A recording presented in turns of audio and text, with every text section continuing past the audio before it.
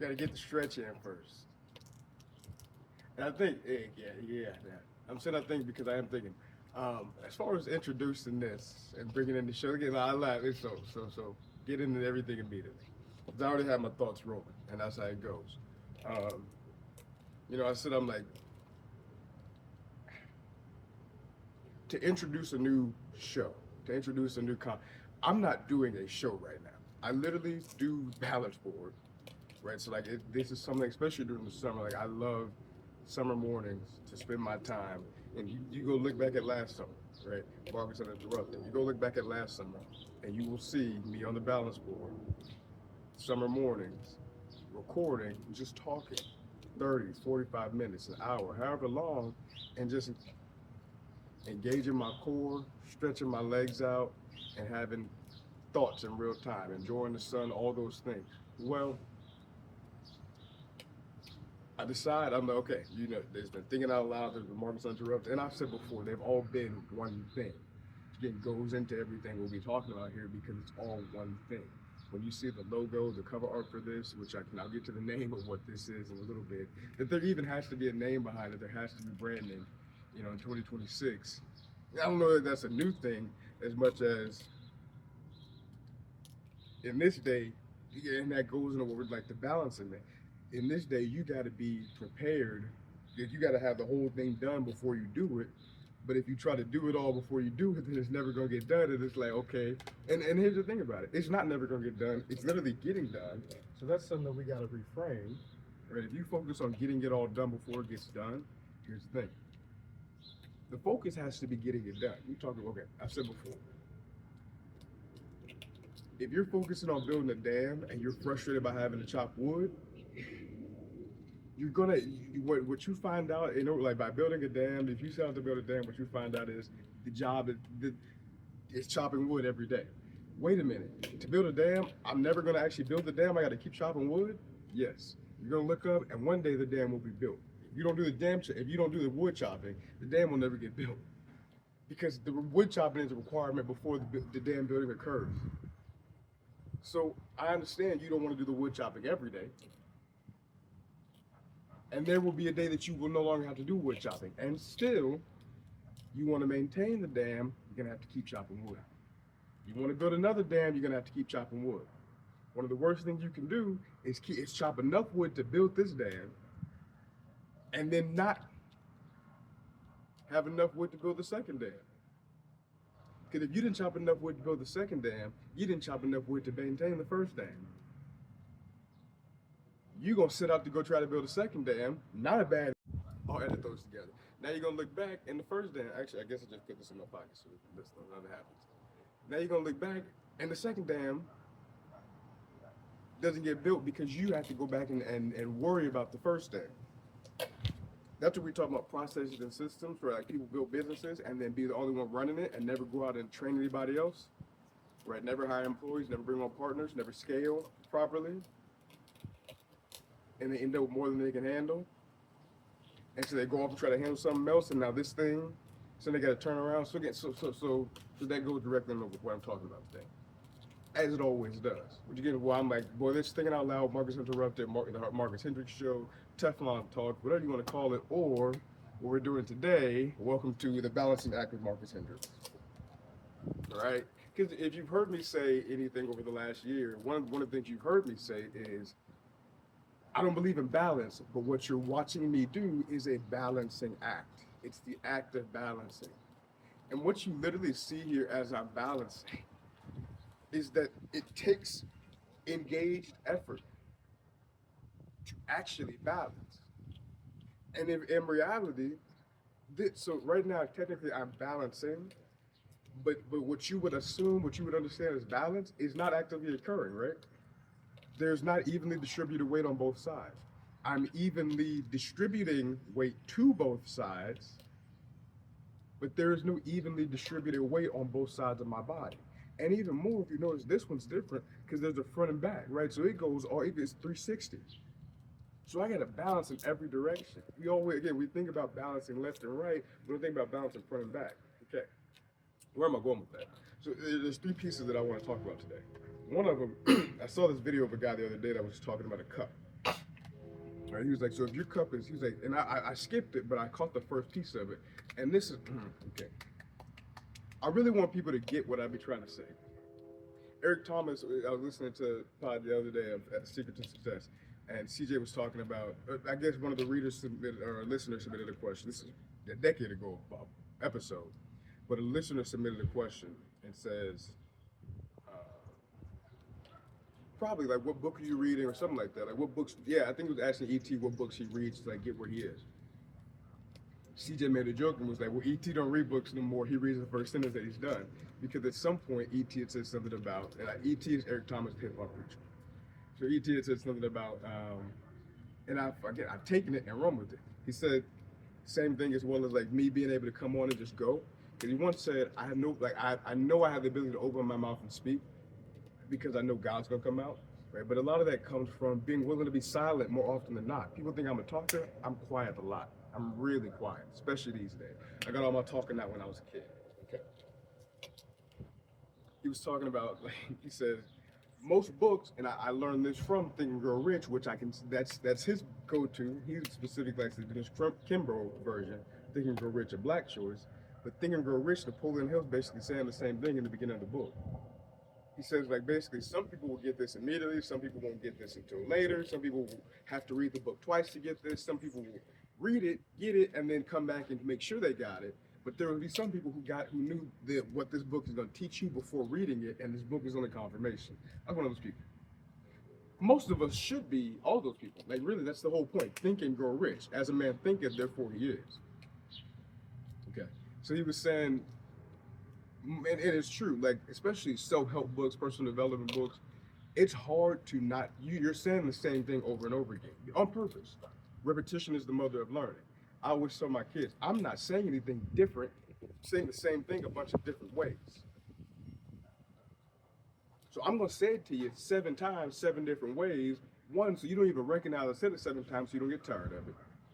2, I don't know what way you may receive this in this moment, so I'm gonna give it to you 7 different ways in hopes that maybe 3 of them connect.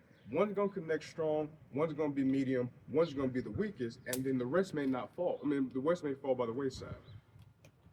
One of my mentors says, eat the meat, chew the meat, spit out the bone. Right? I'm gonna give it to you 7 ways till Sunday, as we say. I'm gonna give it to you 7 different ways. And then on the 7th day, I'm gonna rest. You choose what you do with it, but you can't say it wasn't given to you. Okay, so be honest. So he was saying, he's able to, he goes, not able to, but he goes in order to apply the principles and the lessons from a book, rather than reading an entire book, he'll read a chapter or a page or a sentence, and like, not necessarily probably just read that stuff, but he'll read that on purpose and with intention and keep repeating it so that he gets that thing and he's acting on it in real time. Okay. Where was I going with that? That was the filling of the cup. Right. So I watched the video just a handful of seconds. A man was basically saying people with a full cup can't do the same things that people with a not full cup can do. So if you got a full cup, you can't be doing all the wiggly wambling. Kind of same thing here.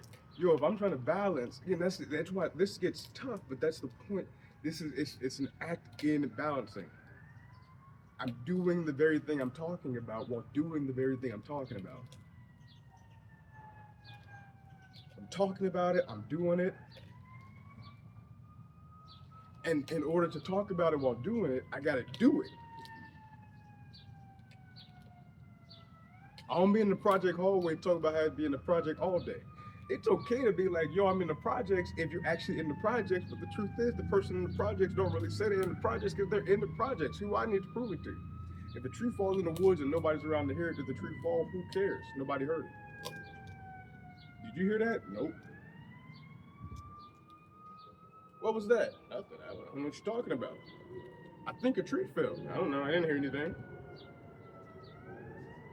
Right, so the person with, and here's the truth. I was telling my uncle yesterday, something I've been saying for a while, yo, when you're dealing with everything, when you're dealing with a lot, you realize that Wale's most recent album, Everything Is a Lot, and then you look at it and say, oh, you realize, but you only catch it really if you're living through it, which is why I'm saying the same thing about, like, really everybody should know the thing, the rich thing. Everybody should know what I'm talking about. Man, if we all were catching what I was saying, But there's a reason we're not.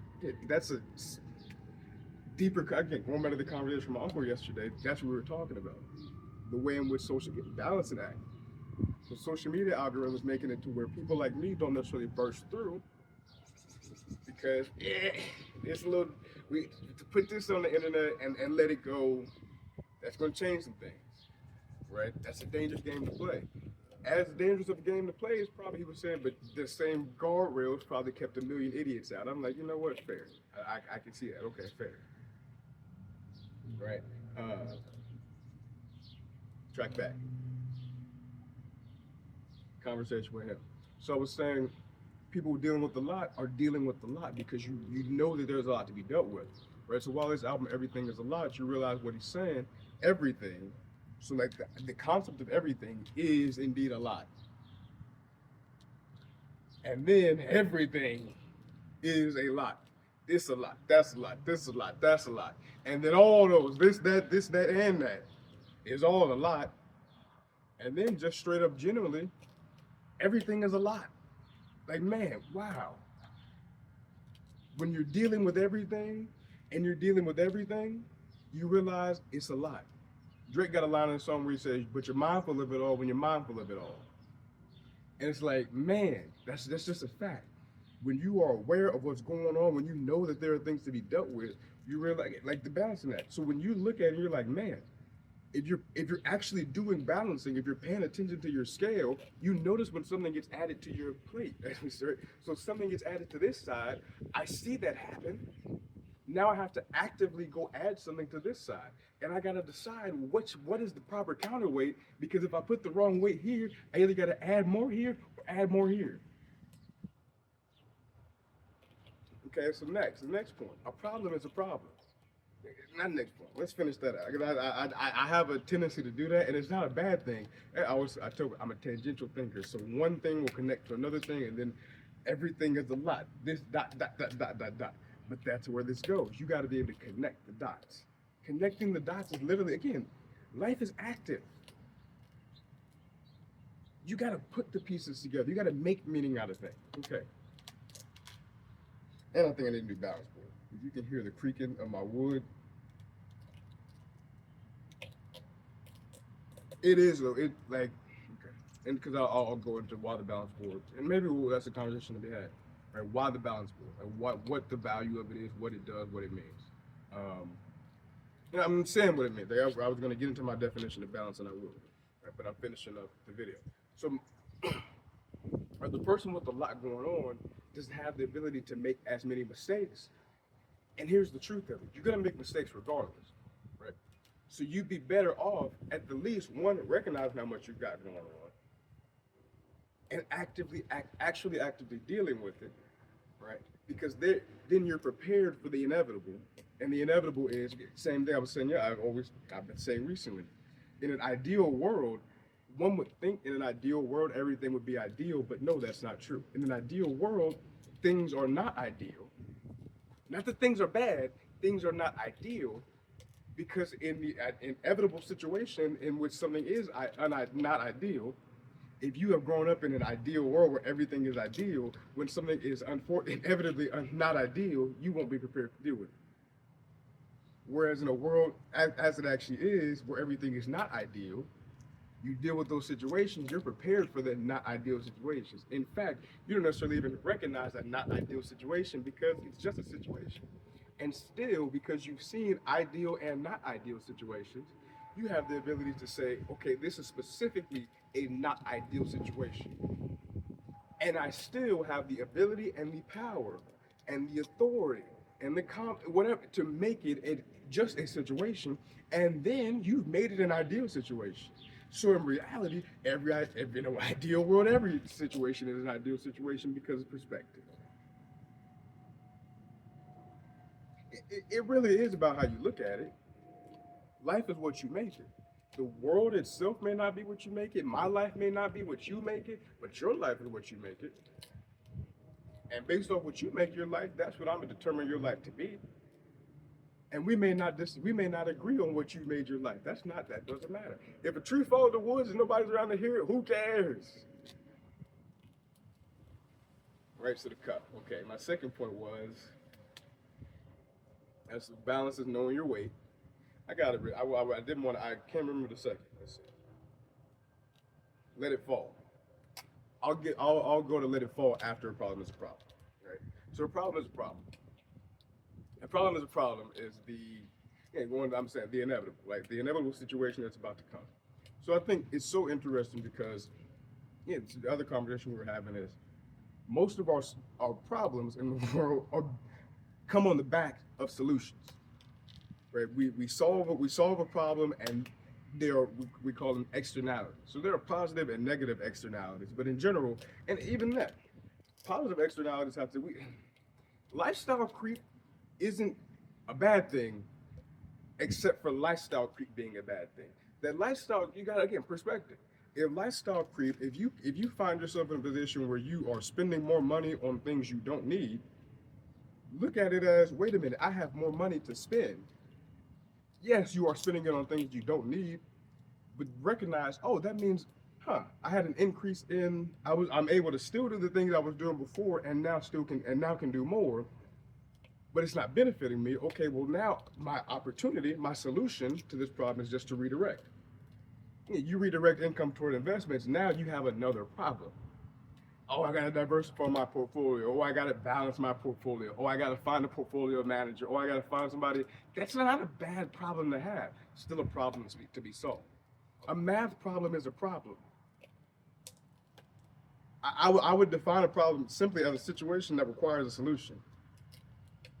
If anything, to keep the S's, to keep the alliteration in it, I would say a situation that suggests a solution. Here's why. One, the problem doesn't indeed suggest a specific solution. I'm not going to add that specific in there because there are multiple ways to skin a cat, right? It's not only one way to do a dance. And still there are steps, right? It's like, slide to the left, slide to the right. It's a couple different versions of the cha-cha slide. But it's all about sliding and one hop. You got hops and slides and steps, and getting like that. That all goes into the solution is the solution because the problem is the problem. And that's when I talk about perspective. These things, perspective, awareness, discernment, these things matter because one, we get to define a situation, but in order to define a situation, you do have to know that you can't define a word you can't read. So if I can't spell, defining words is the least of my troubles. And still, that I can't define a word is a problem. It's not the problem, but it's a problem. And it would be the problem if this problem didn't exist before. The way to solve this problem is to solve that. And actually, I can solve that one by solving this one, and I can solve them together. But I got to recognize that this problem even exists. So if I need to know how to define words, but I don't know how to spell words, it wouldn't be a bad thing for me to do them both at the same time. Every word I learn how to spell, define it. Every word I define, continue to learn how to spell it.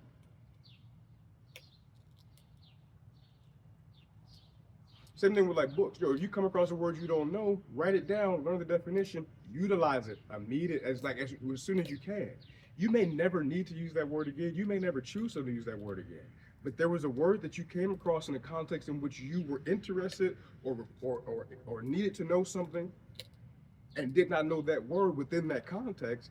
That means you didn't understand the full context of what you were reading. If you're reading a scientific paper and you don't know what the word in the paper means, there's some meaning within the paper that you are missing because you don't know what one of the words in there means. If you're okay with that, I mean, I guess, sure. And if you get the point, for your sake, you got the point. But a problem is a problem. So the point within the inevitable, in an ideal world, nobody ever asks you if you know what that word means. We don't live in an ideal world. When we were like, it'd be just my luck. Okay, so all that matters. I was saying yesterday, like talking about the word misfortunate or unfortunate. And I'm like, I think fortune is just a combination of desire and time. So I think fortune is what happens when you either get something you don't want, or get something you don't want, and it happens in time, right? So kind of same thing there. It's like in an inevitable, I mean, in an ideal world, where problems arise inevitably. Fortunately, misfortunately, unfortunately, whatever, problems inevitably arise. Okay. A problem is a problem. What I say is, right, again, just like the solutions beget problems, the solution to your last problem is the solution to your next problem. You have a choice to make. Solve the next problem or solve the last problem. Either way, you got problems to solve. You have a problem to solve. Okay. What makes that really cool is, or interesting, yeah, I'm like, so you have people that like, this is a denialistic viewpoint where you have somebody would say, okay, well, if I already got a problem to be dealt with, and I know I'm going to face another problem after solving this one, why would I even solve this one if I'm just going to go to another problem? Okay, here's what I'll tell you. So there's a couple different ways I can put this. One, if you're already at a problem, you're going to be at a problem regardless. Okay, you might as well get those pieces to it. So I'm like, experience. This is why when you say perseverance and faith and endurance produces character, and that's identity, right? So you handling situations, you facing trials and tribulations and counting it all joy. Both of those things matter. Face them and count it all joy. Perspective, right? Power, perspective, willingness, and wisdom. But if you can face trials and tribulations, that makes you better able. I was like, doing hard things doesn't make the hard things easier. It makes you better capable at handling hard things, better able to recognize a hard thing from an easy thing, right? And then at some point, probably less that the hard thing becomes easy as much as you stop having to do the hard thing as much. You end up having to do different hard things, perhaps harder things. But that thing that was once hard, that you were so worried about, taking tests in high school, I haven't taken a test that I didn't want to take in a long time. And still, the last two tests I took, I was not nervous, not worried, but I cared about because they mattered to me because they were going to prove something to me. Or they were going to show me something. They held value. They were worth something. Yeah. So my reason I say that is, again, like, experience, right? You being able to look back at these things matter, right? So one, if you can look back at your past and say, wow, every time I faced a situation, I got stronger, I got wiser, I got better. Okay, something came from it. Every time I solved a problem, I got better at solving problems. You know what? If I know problems are going to come inevitably, and I know that by solving this problem, yes, I will indeed face another problem, but I'm going to be better at solving that problem because I solved this one, I might as well. And still one could push back and say, but why, if I'm just going to end up at the next problem anyway? So my next point would be, okay, and this is why it's tough, because this part only works for people who have indeed solved problems before. Because the same thing works the other way, your identity. If you go your life not solving problems, you begin to see yourself, one, as somebody who doesn't solve problems, but as well, you don't know what it feels like to be someone who solves problems. You don't know that you get stronger, better, wiser, that you have a little bit more fun in between. Okay, so next let's talk about the in-between problems. You're right. If you solve this one, you're gonna face another one down the line. But you don't know when that next one may come, and you do yourself a favor by solving this one because you kind of push the inevitable down the line. Because here's the thing, okay, here's why. If you have a problem that's gonna come anyway, and you don't solve this one, it's going to come anyway. So if at least you solve this one before this one comes, you get some time and space to regroup and recalibrate and reassess. But if you don't, this one's going to come, they're going to collide, and now you got two problems. That's when people really get stuck. I got so much to deal with. Yeah, you do. And what's crazy is you're not dealing with any of it. You don't even realize how much you actually have to deal with. If you were to deal with it, you'd understand that there's a lot to deal with, and still it would be getting dealt with. And so you'd be like, well, It's not as bad as I thought. You know, often I say this is not as bad as I thought it would be. Man, I'm glad I'm glad I came. I'm glad I did this. A problem is a problem. Solve this problem. You have the opportunity to push the next problem back into the future, or at least give yourself more time in between them. Become better prepared at solving them. Yeah, and from there, you'll never be without problems. But think about it. If I solve one problem early enough, and the next problem is not to come anyway for a while, I got the entire time between to enjoy. And again, because I'll be better prepared to solve that next problem, I'm gonna solve it the second it gets there. Perhaps I may solve it before it comes. Because the solution to this problem is the solution to this problem. You solve this problem, you solved this problem already. Let it fall. So we have this thing that we all do. You know, I equate it to juggling, but I found I'm like, and here's the thing. I said this a couple years ago. Again, going back to ET and the guys, CJ and Carl. So Carl Phillips, one of ET's associates, said this on a podcast. And now I've been listening. I've been going back to their podcast from a decade ago. So this was a decade ago that he said it, but he said it on a podcast that I was listening to recently. What he said was how if you're carrying multiple things and you're about to and you drop something, how often our reflexes will be to kick a foot out and try to catch it or try to move it. And what happens is you either break the thing or you hurt yourself. I think, like, I will drop a weight on accident. I don't you drop weight on, even that happens too, but that's just stupid. Not what I'm saying. It's not. But I'll have weight in my hand and like drop something heavy and try to catch it with my foot, or like try to kick it out the way with my foot. Carl was saying he grew up playing soccer, so like but I grew up around people playing soccer, and just as an athlete in general, so it is my reaction to footies, right? To get first touch. Heel toe. Okay, but that's one of the problems that we all have, we all face. If you're carrying multiple things and you're about to drop one, I always say, what happens if you try to catch the thing you dropped, you almost always end up dropping the other thing. If I got two things in my hand or multiple things in my hand and one's about to fall, here's the thing, it's like, it's tough because do you let it fall? If a tree falls in the woods and nobody's around to hear it, did it fall? I don't know. If a tree falls in the woods and only one person around to hear it, and that person goes and tells everybody else that they heard the tree fall, still nobody cares. You know what I'm saying? Like, nobody cares. They say nobody cares. Work harder. If a woodchuck could chuck wood, how much wood could a woodchuck chuck? Bad question. Woodchucks chuck wood. If this thing about to fall, if this thing is falling, and this thing is more, if this is valuable, you got that's a choice that you have to and get to make. What I would say is don't carry too valuable things. You know, like there's ways to get around it, but that's my point. It's like, you could have solved that problem by having solved the problem beforehand. How often when we're bringing groceries in from the car, you be so trying to get it in that you take too much and then you drop a bunch of stuff. Now you gotta.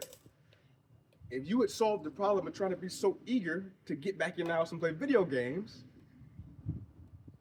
let's say don't cry over spilled milk. The best thing you can do, clean the milk up. And after you're done, if you gotta cry, cry. But clean up the milk. And after you're done cleaning up the milk, figure out why the milk spilled. Did you close the refrigerator too fast and you swiped something? Did you have a cup on the counter and you too close to the edge? My nanny used to tell us, like, if you're holding something with a full cup, don't look at it because you're more likely to spill it. Are you putting too much attention on it? Are you too focused on it? And so you're hindering yourself? Pause. That's where the balance comes in. Pause. Figure it out. Do a little bit of work, effort, little wiggle whammy, and see where the right spot is. And understand and recognize that the second you found the right spot, you got to find it again. And you got to find it again. And you got to find it again. And you will never, and what you never found the right spot. There is no such thing as the right spot. I said 30 to 45 minutes. I mean, 30 minutes to an hour. I did not talk about my definition. Okay, so what is balance? Right? What is balance? What is the balancing act? All right. Because like you get on here, a guy just goes for 30, 45 minutes, and it's okay, that's it. And it's like, no, he just no. But seriously, so the balancing act, it's no different than what everything has been. It is what this has been. It's me thinking out loud, in the flow and the rhythm and the actual reality of my daily life. Right, not for show, not for gimmick, not for performance, and just spitting game. Like honestly, again, I'm a 25-year-old. People ask me what I do. I'm like, truly a little bit everything. But I'm a 25-year-old young black multi-hyphenate,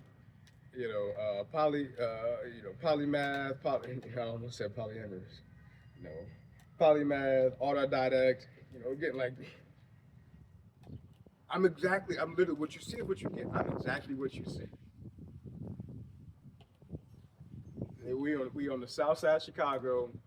In the I say in the hood, I don't mean even in the hood, like in the club, we all friends. I mean like in the club, we are in the club, we all friends.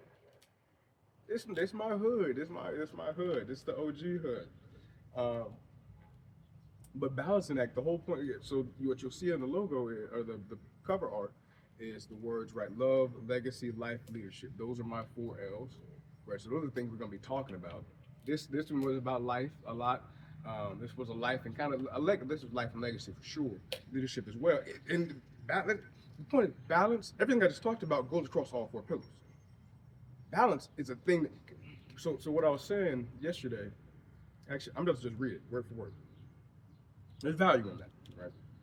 So what I said yesterday, most people don't recognize the actual meaning of the word balance. It's one of those buzzwords that's been used heavily throughout history and it's been especially popular. So I said during the productivity, hustle culture, corporate baddie, finance bro era, really I mean the 2010s and 2020s, but even outside of just that group, the soft life era, right? The slow down, right? The mental health era, the mental vacation, just the past, I would say 10 to 15 years. Work-life balance specifically has been a thing. But like we talk about balance, again, like balanced diet, balanced portfolio. For the longest, I would say balance doesn't exist. I disagree now, but it's because of what I've been talking about. So I said I first learned my understanding of the word balance, specifically in the context of work-life balance, from a Scooter Braun interview. I'm trying to remember. I'm pretty sure I watched it in high school. Pretty sure. Remember, I was high school in the in the late 2010s though. Right? I graduated in 2019, so it would make sense for that video to probably have been 2019. It would have been 2018, 2019 for sure. I forget who he was talking to. I can still see it. I know it was somebody on a couch. It was pre-podcast, right? This was an early podcast at the least, but this was somebody's late night talk show. I said, what I know now is balance is something you have before something you do before it's something you have. And like much of the things in life, it's fleeting and must be actively maintained through work, effort, and dedication. That's why I'm doing this, right? Literally doing the balancing act while telling you about the balancing act, like teaching you about the balancing act. And then broader than just this, the balancing act is being done outside. This is a simulation of it. It's a simulation, but it's a live simulation. It's a live simulation with real consequences, which that's the way to frame some specific things. Shout out PTG Consulting. Oh man. But yeah, the balancing act. Again, the whole point is literally I'm on a balancing board, 30 minutes to an hour, talking about life, legacy, leadership, love, from the perspective of balance. Literally from the perspective of balance. And what you'll literally see happen as these continue going is me getting better at the actual balance. And I'm good at it anyway, but it's not something I haven't been doing recently. I'm riding my bike. which I still, but I've been doing this. So my balance isn't as good as it had been when I was doing it daily. It's actively when I was as well when it's the only thing I'm doing. So I got an alarm going off. My Romans 8:28, all things work together for the good of those who love the Lord. I'm gonna stitch this too because I didn't mean to just end it, but also that's how I'm ending it. It's like that's it. Peace, love.